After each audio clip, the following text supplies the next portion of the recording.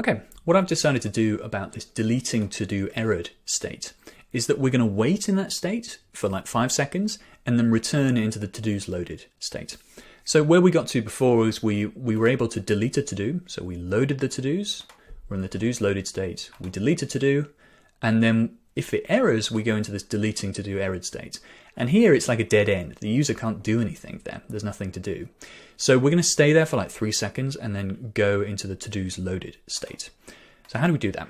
Well, we can add on the to-dos loaded state here, I'm going to add an after property. In fact, actually, I'll do it I'll click and drag from here.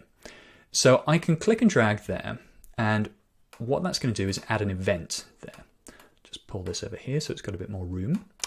And we're going to right click this and change this to an after event. And this after event, it changes it to after 500 milliseconds, it goes there. But 500 milliseconds is a little bit quick, so I'm going to just zoom out my VS Code a little bit, and we get this extra window up there. And this window allows us to sort of edit the properties a little bit better. And here I've clicked the after, and we can now specify the delay, which is specified in milliseconds. So let's say after 2500 milliseconds, we go from the deleting to-do errored state into the to-dos loaded state. And that's a really amazing, easy way to handle timeouts in XState. It's just using the after, and it's the after property. So it looks like this.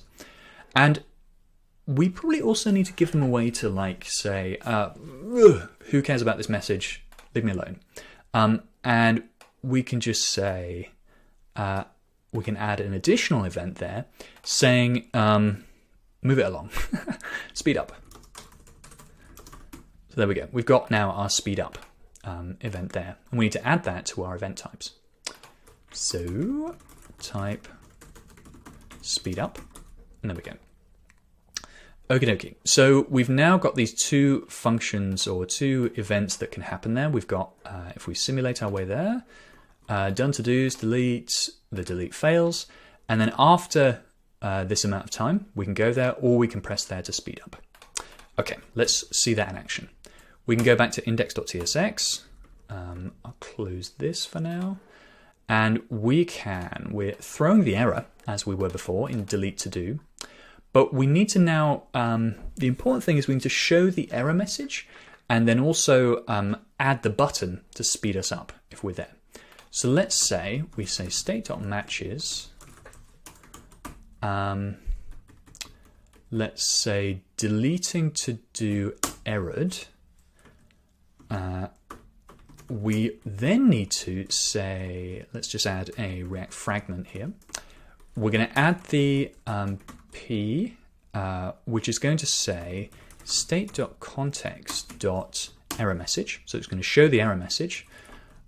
Something went wrong. And we're going to say go back to list.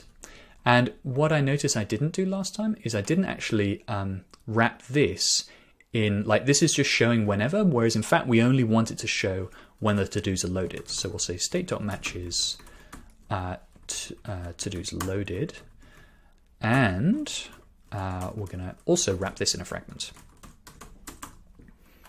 So let's move this up. Okay.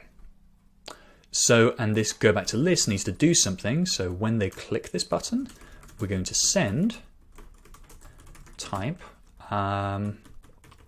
speed up. There we go. Okay, so let's check this out. So when we delete take bins out, this list should disappear because we added a new state.matches there. And then after 2.5 seconds, it should go back. So delete, deleting to do errored. Hey, and we're back. And I can also delete this and go back to list and just speed it up.